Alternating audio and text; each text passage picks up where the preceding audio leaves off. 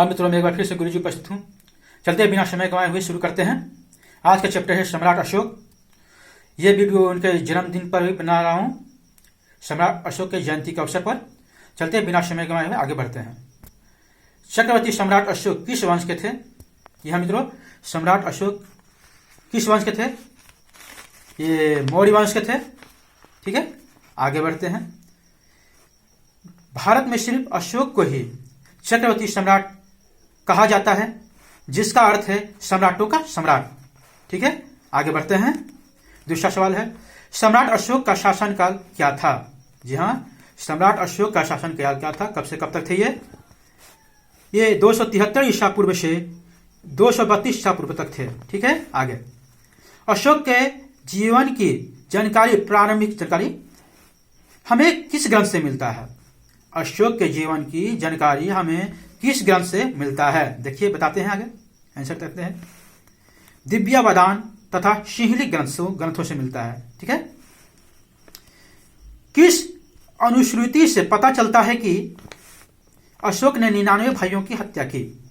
जी हाँ मित्रों, किस अनुश्रुति से पता चलता है कि अशोक ने 99 भाइयों की हत्या की? ये देखते हैं, सिंहली अनुश्रुति से। सिंहली अनुश्रुति से। ठीक है, आगे बढ़ते हैं। श्रीनगर नामक नगर की स्थापना किस पुस्तक से ज्ञात होता है? श्रीनगर नामक नगर की स्थापना किस पुस्तक से ज्ञात होता है, मतलब जानकारी प्राप्त होता है? देखते हैं। ये कलहन की राजतरंगिणी से। ठीक है, अब किसने की इसकी स्थापना, ये भी जान लेते हैं।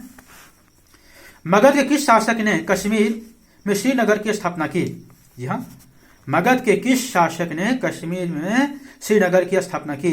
जी हाँ मित्रों, बताएंगे। मगध के किस शासक ने कश्मीर में श्रीनगर की स्थापना की थी? सम्राट अशोक ने। ठीक है, आगे बढ़ते हैं। सम्राट अशोक ने कलिंग पर कब आक्रमण किया था? सम्राट अशोक ने कलिंग पर कब आक्रमण किया था? 261 ईसा पूर्व में। 261 ईसा पूर्व में। चलते हैं आगे। पहले जान लीजिए, मेरा चैनल का नाम है पंकज प्रतियोगिता, एक बार सर्च करके जरूर देखेंगे। ठीक है, आगे बढ़ते हैं। सम्राट अशोक ने श्रीनगर की स्थापना किस नदी के किनारे की थी? जी हाँ, जो सम्राट अशोक ने श्रीनगर की स्थापना किया तो किस नदी के किनारे किया था? ठीक है, बताइए।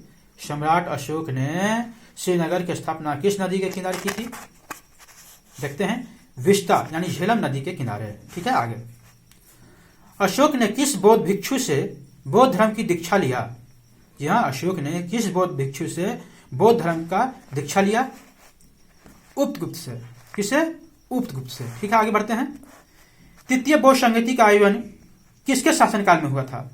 तृतीय बौद्ध संगीति का जो आयोजन किसके शासनकाल में हुआ था? इसका आसान तरीका है अकाक, है ना। अजातशत्रु, कालाशोक, अशोक एवं कनिष्क।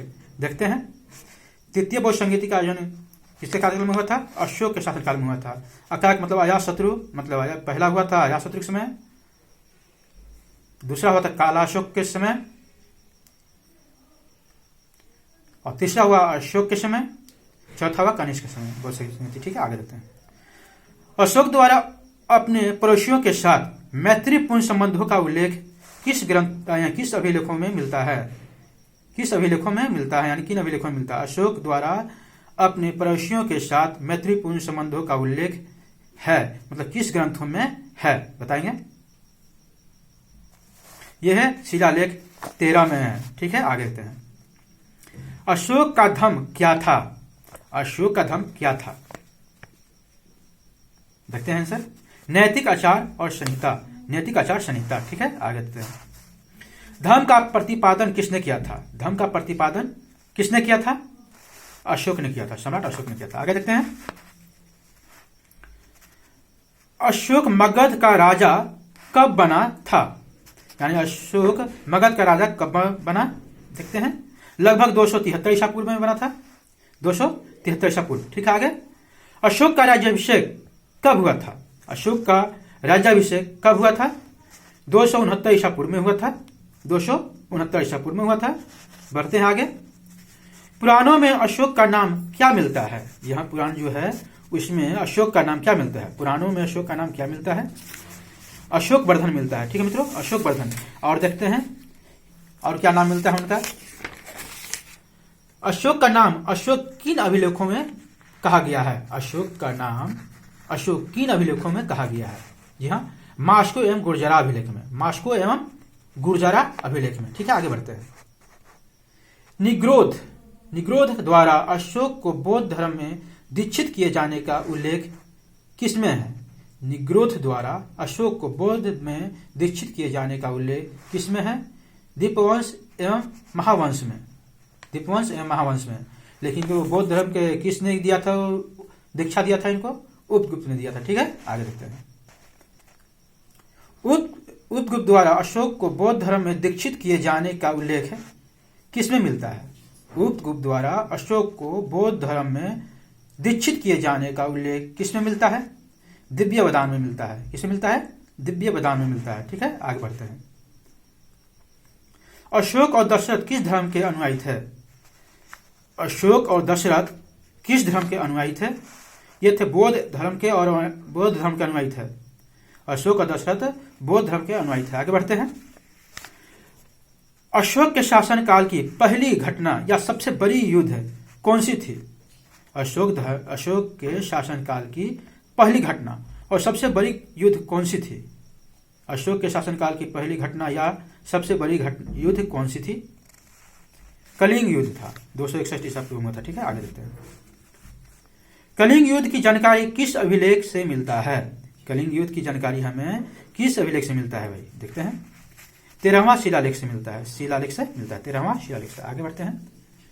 अशोक चक्र कहां से लिया गया है? जी मित्रों, अशोक चक्र जो लिया गया है, भारत के राष्ट्रीय प्रतीक है, तो कहां से लिया गया है?